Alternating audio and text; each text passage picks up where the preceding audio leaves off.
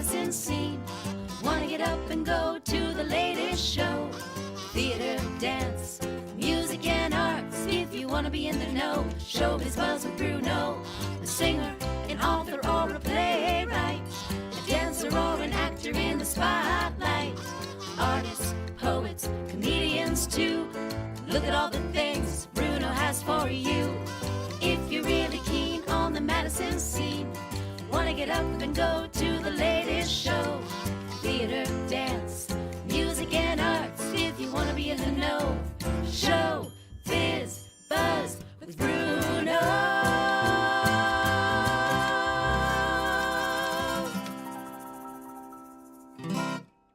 Showbiz Buzz with Bruno is presented by madstheater.com. And I've got a lot to say. Presented by Mads Theater.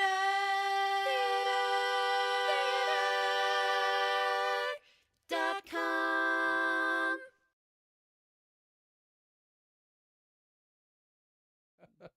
Here we go.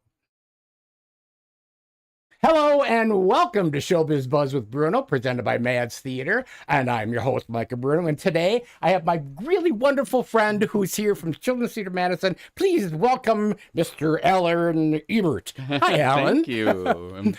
So great to be here. For people that may not know who you are or what your backstory is, tell us a little bit about your exciting life so far. Yeah, I've been very, very fortunate. I am kind of I think an oddity to theater, as I found it late in life. I was actually a 3-sport athlete all through high school.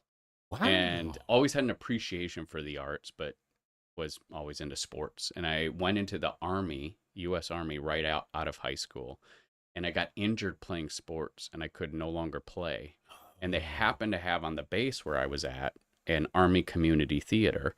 And I had gone to a couple of plays and I'm like, well, I need to do something. Here I am, 19 years old and needed to find something to fulfill me. And I'm like, heck, I'll audition. So I walked into audition for our town. They were doing Our Town. And I remember walking into that space and seeing everyone who was auditioning who had been on the stage, because I went to see their Christmas Carol and they did the effects of gamma rays on Man in the Moon Marigolds. And so then I see all these people. I'm like, what am I doing here? And I go to walk out and these two people stop me. I'll never forget their names, Janice and Amelia.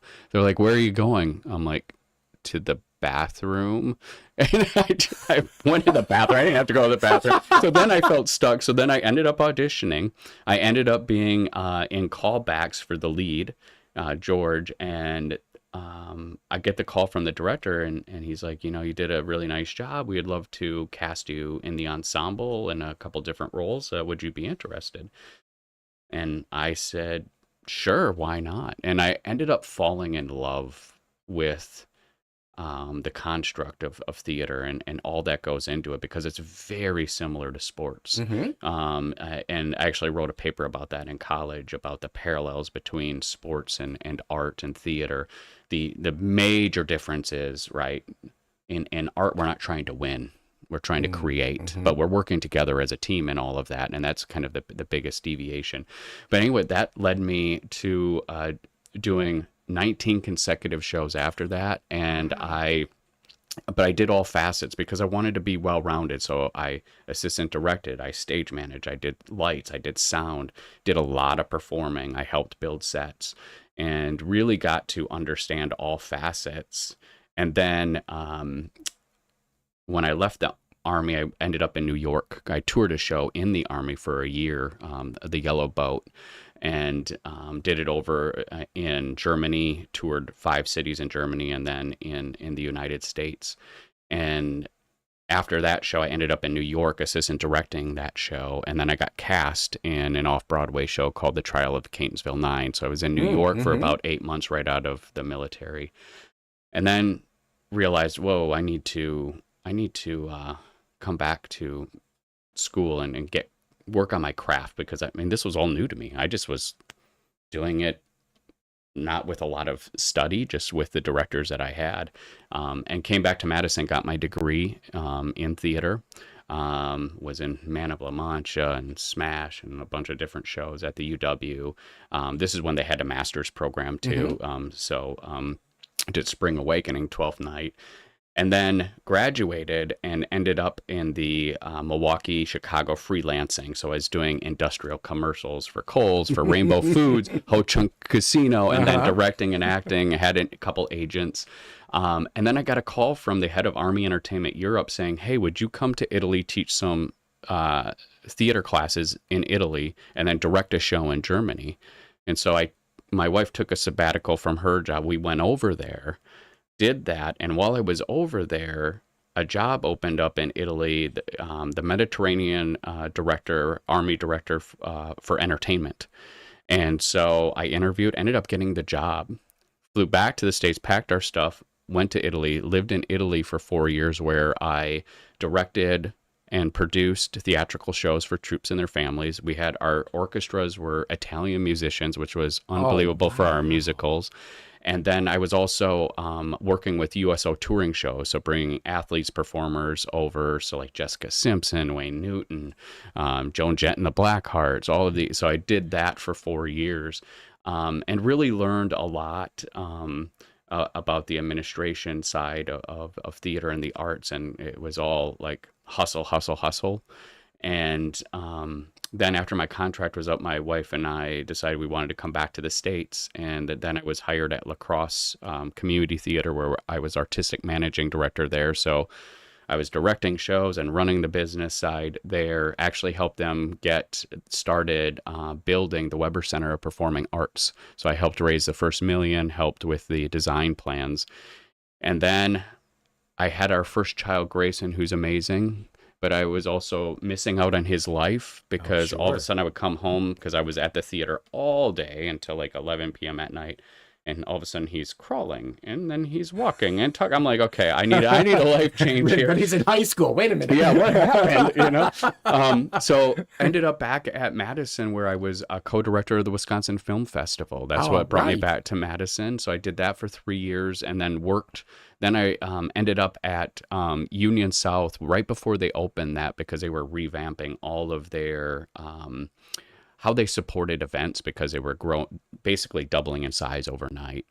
So I helped with operations and supporting all the events there. And then I ran into Roseanne Sheridan at Overture Center, and she knew a little bit about my background, and she was like, hey, you know, we're looking for an executive director, or is it something you might be interested in? And I applied, and 10 years later, here I am as executive director of CTM, and it has been just an amazing journey the past 10 years, a lot, as you can imagine, with COVID and everything, building a new building during COVID, and the growth that CTM and has had over its time, from when Nancy founded it and started it to where we are today, is just really beautiful. Because again, at the end of the day, Nancy's vision was to provide opportunities for youth in performing arts, in theater, and staying true to that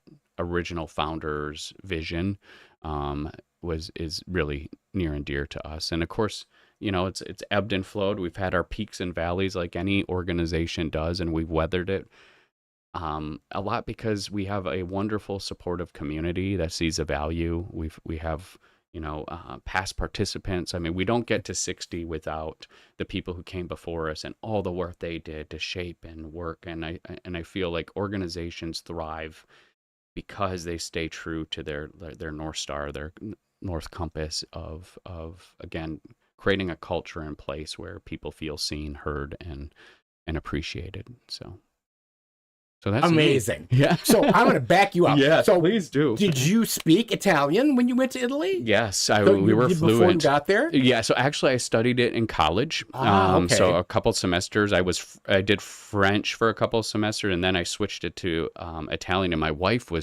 could speak German fluently, so she had to She probably speaks She does. She speaks Italian better than I do. She is really amazing with languages, but she picked it up really quickly. But yes, it was was, yeah. By the time And were the shows all in Italian, or were no, they all in they were all English? in English. Ah, Yep. okay. They were all in English. So, yep, it was Americana. So really, Army community theaters existed. There were many of them in the United States, but then in 1993, Clinton administration said, you know what?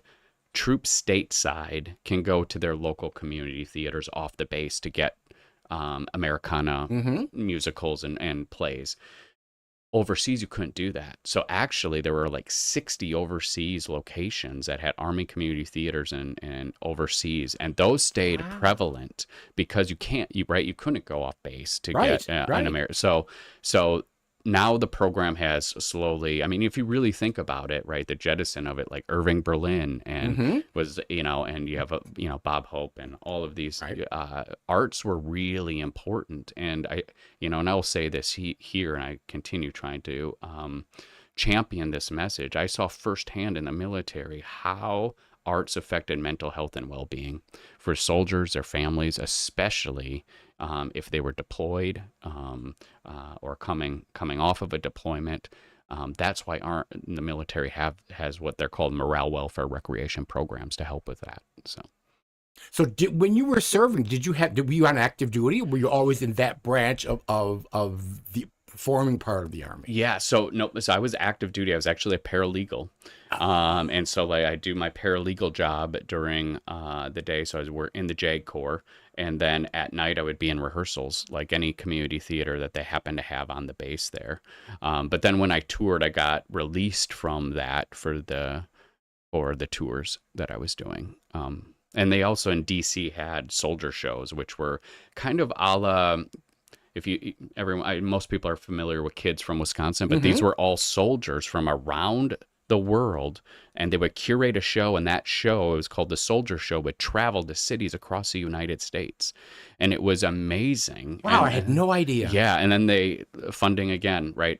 Unfortunately, it's like arts gets cut first in a lot of places, which is hard to watch, but it was amazing because that would tour around and with the Army band and all of that. So do you miss that? Do you miss that part of that part of that? It was a great, when I was there, I miss, I think a little bit of the community, and we're still tied to a lot of our friends and connections that we've had, we're still close to, so miss some of that. And in fact, when I was just in New York, I had, she was 16 at the time. The first show I directed there, she was in that first show, and she saw I was in New York. She's like, I'm in Brooklyn. Can we get together? We had lunch together, and we hadn't seen each other since that time, and like 20 some years ago. So yeah, And now, is your wife currently involved with the arts now? Yes, actually, my wife Karen is such an amazing artisan, props artisan. I mean, she's just an artist. She has a beautiful singing voice too, but she doesn't like to perform, unfortunately, but she loves the art. So she does CTM's props. She's a props artisan. Actually, she just did Trevor's and Trevor, God, what a show. Yeah, amazing. What a show. Yes. Boy, that was such a good show. So much heart. And so so she worked on there. She's done a show for Forward. So she does, where she can find the work. Yeah. I love that. So speaking of the origins of the wonderful Children's Theater of Madison, I went through the Bruno archives, and when I was a wee lad, probably in the first 10 years of Children's Theater of Madison, back in the 60s, I was in Androcles and the Lion at Regina Hall at the Edgewood College Theater Department. That is amazing. And then I was also in The Crying Princess and the Golden Goose, although I was not the Golden Goose. I auditioned for the Golden Goose, but I didn't get the Golden Goose. I ended up being the doctor. Oh my goodness. So I was maybe 12 years old, and they had to age makeup to be what I looked like now. Oh my goodness. Craziness. Craziness. And then we ended up doing The Last of the Leprechauns. Oh my goodness. Which was so much fun because we took the script. But Marky Elwood, who directed, decided that we would just do 3 weeks of improv. Oh. We knew what the characters were, and we knew what the plot was, and we just threw the scripts away for the first week, and all we did was improv with each other. And it was the most fun I think I've ever had as a teenager at that time, with other teenagers doing the show together. and we were in the basement of Regina Hall at the Edgewood camp way back in the mid to late 60s. That's just So yes, great. I have much history with CTM. Yes. Which is quite lovely to see to know that it and I are still around. Yes.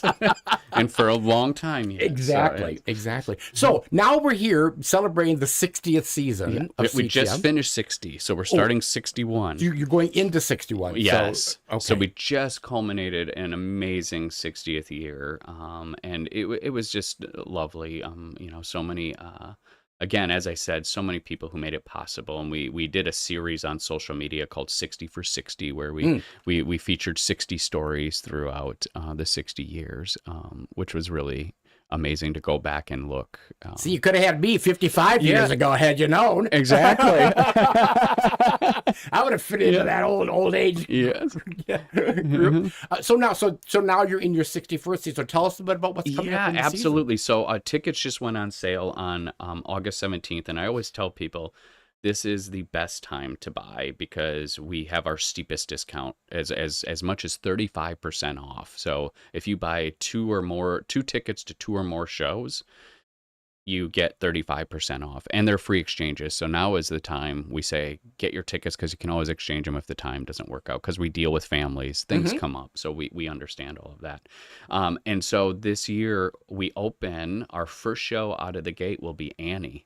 And Bruno, crazy, we have never done Annie in our 61 and I can't years. believe that. You Isn't would think of all the shows I know, where yeah. kids would be involved in doing Yes. musicals, that Oliver and Annie would be the first ones to be done repeatedly. That's amazing. Yeah, so we're going to do it at the Capitol Theater in Overture. So just such a great fitting place for that show, and so we're really excited. So that kicks off in October, and then we're back into, again, another milestone for us. This will be our 50th year doing A Christmas Carol in Madison. So that is, and when you look at the Christmas carols of yore, it is amazing to see those pictures. I went through them the other day and just seeing the evolution, because right when you think of Children's Theater of Madison, we are what's called a TYA company, so Theater for Young Audiences. So all of our shows have youth as the protagonist at the center, right? So A Sound of Music isn't about the youth. They're heavily involved, but it's really about the Captain and Maria, right? So people are like, well, why do you do Christmas Carol? One, we've been doing it for so long, but we've done adaptations that really lean into where did Scrooge kind of veer, and really where he veered was in his childhood and the things that happened in his past. So we lean into that. So our new adaptation, this will be the 3rd year we're doing it, combines the Lamplighters, and this is a novella that Dickens has wrote. So we Chaz Martin, who was the playwright, and worked with Roseanne and Brian, and they adapted it. So you have these Lamplighters. It's a beautiful piece, and leans a little more into Muppets and a little more of the comedy, a little lighter heartedness, because again, we're dealing with youth. The previous version before that was Colleen Madden's version, where we had Tiny Tim narrating, and then you go back, right? So that tie. So we try to bring it as close as we can without losing it, because it's just synonymous with who CTM is now. When you do something for 50 years, that we want to keep that. However, what we saw is that there isn't anything that sits in Madison for a youth like 3 to 9 years old that's a holiday show. So last year we co-commissioned with 6 other theaters and Mo Willems' team. Pigeon Gets a Big Time Holiday Extravaganza. So we run that at the same time at My Arts. So that's the 3rd show of our season. So both of those run. Last year it sold out. So we're bringing it back this year. So that will be at My Arts, and then Christmas Carol will be at Overture. Then we are remounting a show that was hugely successful for us, and that's Percy Jackson's The Lightning Thief. Yes. And so a lot of the familiar faces are coming back. And for those of people out there who might not know, we cast professional adults alongside youth as part of intergenerational casting. So we do age-appropriate casting because sometimes people hear children's theater, it must be all kids, for kids, by kids. Right. And we do some of that programming, but for our main stages, it's all age-appropriate casting. And then Roseanne is coming back to direct Charlotte's Web. I love it. So that will be the late spring show. And then we started 2 years ago a program called Theater for the Very Young, which I'm really excited about.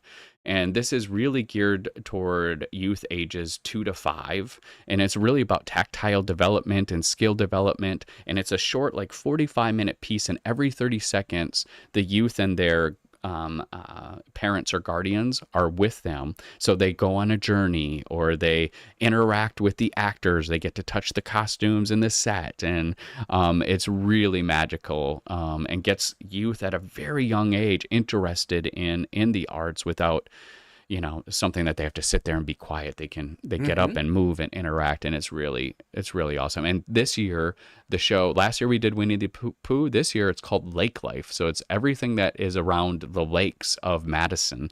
So you have lake characters and, you might be a turtle or a frog, who knows what you'll see. Yeah. So a mosquito. That's Yay. right. Absolutely. Yes. So really, really exciting season. And that sale goes through the end of September. So I believe October 1st is the end of that sale. So you really want to buy between now and that time. Otherwise, tickets go to full price. And all the tickets for your season are through the Children's Theater. Yep. Box office, but are the individual tickets that are also available when you do shows at the Overture? Yeah, so you can buy tickets. We're part of the Tessitura Consortium with Overture, so all of our tickets are done by Overture, but you can buy CTM tickets at My Arts or at Overture. So you can buy those tickets at both places. Yeah, because now you actually have more than just, because usually sometimes it was just the Christmas Carol. Yeah, that then everything else was kind of at My Arts stage, but that you're going to be doing multiple shows this season. We have 2 shows at over. Yeah, so basically all of our shows. But before we had My Arts, all of our shows were at Overture Center. And actually, what was happening pre-COVID is the Playhouse, which was our primary space. Forward, another amazing company out there, love Jen and Julie and Forward team. They have grown. They've done such a great job, and so they were expanding. CTM was expanding, and actually, it was really hard to find dates and times that would work with our programming. And Pleasant, bless her heart, was really thoughtful and was like, hey, you need a theater in My Arts, because we didn't have one in the original design. It was all process space. Wow. And she's like, I think you need a theater, because she knew of the congestion that was happening at Overture. And so, so now we try to do a majority of our shows at Overture, but if it doesn't fit within the other res groups and things that are happening, now we have this auxiliary space that we can use at My Arts, which is really, really beneficial. And do you know, I'm going to throw this at you because I don't know if you know the answer to it. Has Children's Theater ever done anything in Overture Hall, in the big theater? No, that has been it doesn't support the types of shows we do because it's just too large, right? We get lost. Really, we love Playhouse and we love My Arts because it's 300 seats at My Arts, about 320 at Playhouse. And it really supports youth voices and where they're like for them to try to fill Overture Hall or to have a show that's big enough to fill that.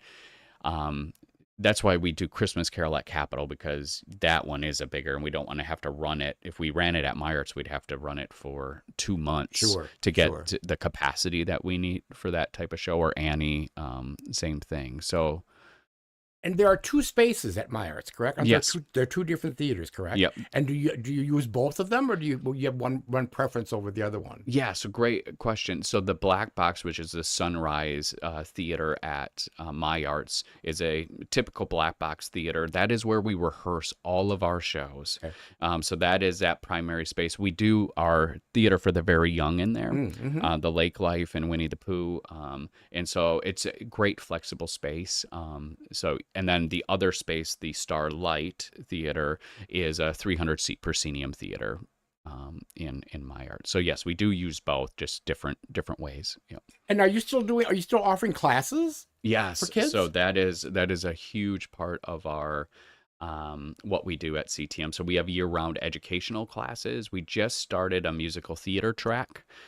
We have an advanced acting company, so youth can audition to be part of that. And then we just have, right, you don't have to audition for those. We also just have creative classes, right, to build if you're interested in trying performance and building on your creativity. So we have classes for 4K all the way up to 18, and those are year round. And of course, summer is our busiest time. This year, I think we had around 800 youth come through in nine weeks, and we have various different programs to fit families and individuals where they're at. So again, it's really about creating a space. We say theater skills are life skills.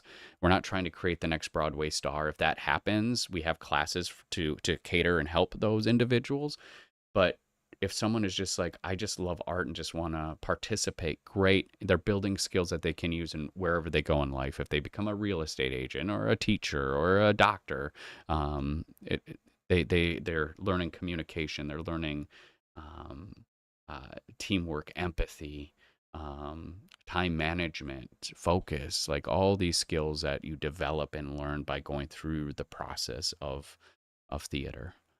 And are they all performance based, or are there technical things as well? Yes, we have. Yes, you train them in like stage managing, which is something that every company is always desperately in need of good stage management. Or lighting, or costumes, or makeup, and all the stuff that you don't get the applause for. Yes, but are crucial to have.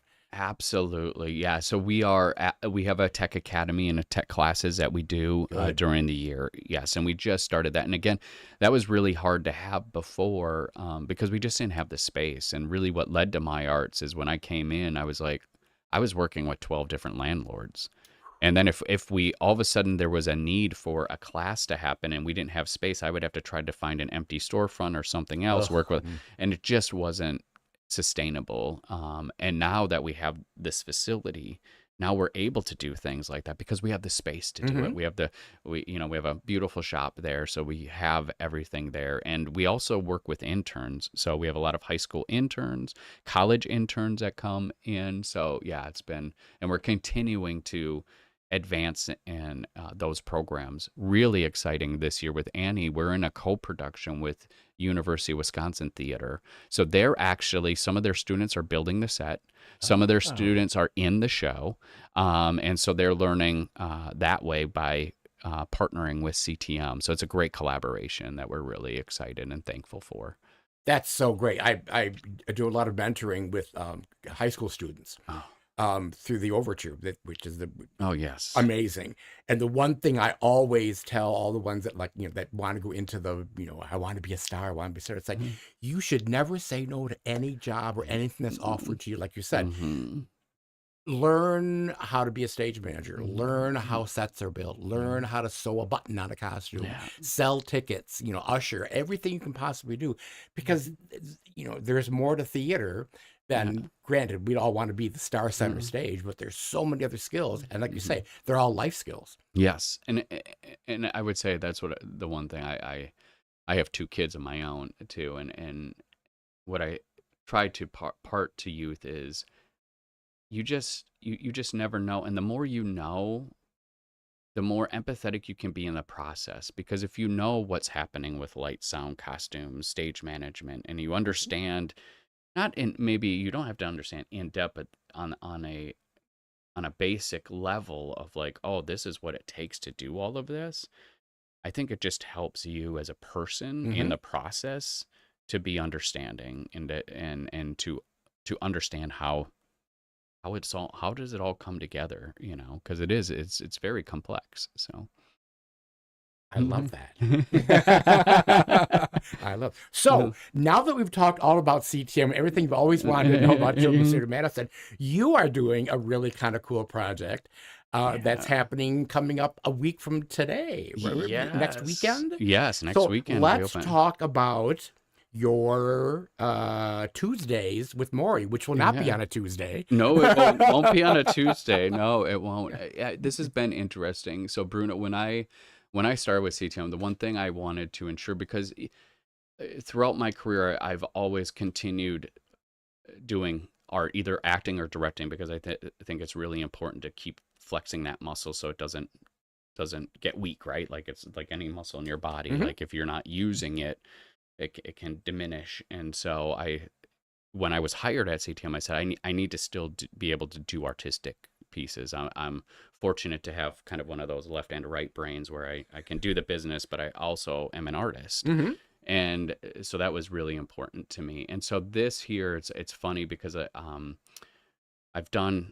worked at Verona Area Community Theater, Stoughton Community Theater, Sun Prairie Civic Theater in town, the Bartell, Madison College, and this last year I didn't really do anything. My mom passed away last year of cancer, and it was really really challenging because I didn't have time to process, and part of it too is just me as an individual. I'm probably burying some things, Mhm.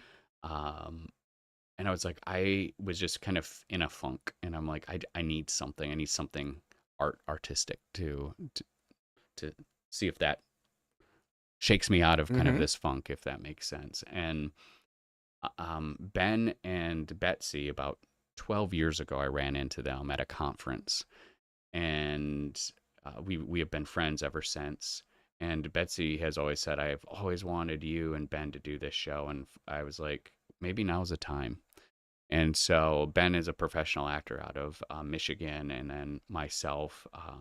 So we said, heck, let's do it. So we are producing it, bootstrapping it all ourselves.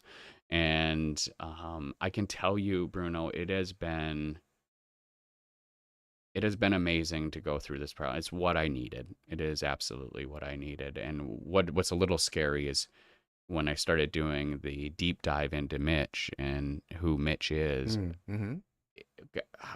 it cuts so close. I mean, it's crazy how similar, and just kind of learning how he was dealing with, because his uncle has passed away. And actually, what you don't realize in the play too, because it's not in the play, his brother was actually had cancer and was going through his battle at the same time he was meeting with Maury. Oh. And so there is a lot that Mitch has, but very similar in constructs. But so we decided, so it's a self-produced show that will start in Madison. We'll do 3 days in Madison, August 28th, 29th, 30th. Then we travel to Kalamazoo, and we'll do it in Kalamazoo for 3 days. And then we're taking it to Traverse City and doing it in Traverse City for 3 days. And we just got invited to do it in Midland, Michigan. So we're going to be doing it there as well. So it's ended up to be a 4-city tour, and it's a lovely piece. People hear it and they're like, oh, it seems heavy, but it's really about hope. And really, when you hear Maury is such a fascinating person. I mean, he taught Jerry Rubin and Angela Davis. I mean, he taught these big individuals who are, and just his philosophy on life, and the messages that are in this show are so uplifting. And I think makes us kind of in a time right now, which everything is like, woo, Mhm. taking an evening, 90 minutes to sit in that room to hear and to reset, I think is going to be amazing for people. I mean, one of the lines I have in the show is, if you lead your life like Maury did, with people as a priority, making memories, that's what's important. And because sometimes we forget about that, because I mean, we live, the world's only getting faster and faster and faster, and we rely on social media to keep that connection, Mhm. as opposed to being face to face in a room with one another. So I hope that people walk away with that a little bit, how to reconnect. So for people that may not know what this is, Yes, so absolutely. it's based on the book that he wrote. Yes, yep. And then was the movie first and then the play, or did they do a play That's a good question. after I the think I think the movie came first, then the play. I know Jeffrey Hatcher was the one who adapted it with Right. Mitchell Albom. Right. And I can't remember if it was the play or the movie with Jack Lemmon and Hank Azaria. Right. It was probably close. Close. It's very Yeah. close. Yeah. Yeah. So this is this the original script? Yes. Was the script readapted at all? Nope. This is the original script from Jeffrey Hatcher and Mitchell Albom. Yep. that worked on it. Yeah, so it's a great. So if you've read the book, you'll love and there's great humor in it. There's great levity in it. It isn't doom and gloom, so yeah, we get enough of that daily. Yes, exactly. But this, I think, as I said, I think being in a room with people watching this show is going to be cathartic. I really feel that. So, and it's also at My Arts. It is at My And Arts. tickets Yes, are on sale solely with. Is it no? through My It's Arts? it's actually through Ludus ticketing. So we have our own ticketing link. My Arts is helping to produce it, and so they're pushing the word out that it's there. So Good. Well, we'll put the link for ticket sales on the podcast once it goes up on YouTube, and it'll link it to the. Awesome. to the Thank ticket you so sales much. here. That's Oh, great. absolutely. Yes. Absolutely. Yeah. So what else haven't we discussed that we need to talk about? My goodness, what else is there? I don't know. Yeah, not much else. I think we are so fortunate in this community. Bruno, you and I were talking about this before. We have so many amazing organizations, from grassroots to established organizations in this ecosystem, and the ensuring that this sector, as I call it, arts, entertainment, culture sector, is, I think, sometimes gets thought of as an amenity or thought of as nice to have and not as a need based. And I mean, that's one of the messages that I'm really trying to push forward is no, like, to have a healthy ecosystem, you need a vibrant, strong arts, culture, entertainment sector, which we have. Now, how do we coalesce that and work together to strengthen it and to keep pushing it forward? Because it helps drive people here. It helps connect community. When you talk about, third spaces, and I think people really want that, especially in an AI-driven world. You're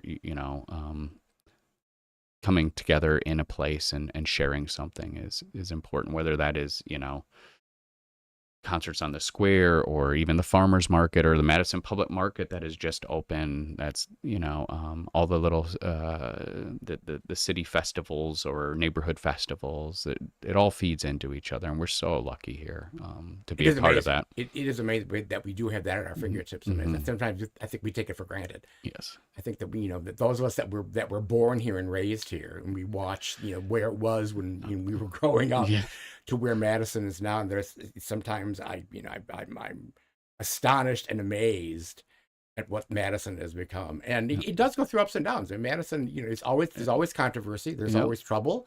There's always something that makes you think, why am I still living here? Having lived, you living abroad, having we lived in, in LA and San Francisco and been in other major metropolitan cities. And you realize when you come back to Madison, it's like, you really want Madison to still be here. Yeah. And you really want Madison to be able to be the place that you have in your memory of knowing that all these wonderful things are here and available to us. And we all want to be supportive and get along with each other, which is the one thing I love about doing this podcast. Because I love having, people come on that I have an affinity for, and I want the word to come out. It's like, that's what we're doing here. Yeah. So if you want this show to continue, we're looking for corporate and individual sponsorship. So please get a hold of us. Yes. Backstage with Bruno. Thank you, Allen, for joining us. Thank you. Much continued success. I cannot wait to see the shows that are coming up. And I totally cannot wait to see you in Tuesdays with More. Thank you. Absolutely wonderful. So thank you, Brett. Thank you, Deb. Have a great time in Italy while you're still there. We hate the fact that you're not with us. Thank you, Jim. Thank you, Jim, talking Bottle Rockets. And we'll see you next time on Showbiz Buzz with me. Ciao.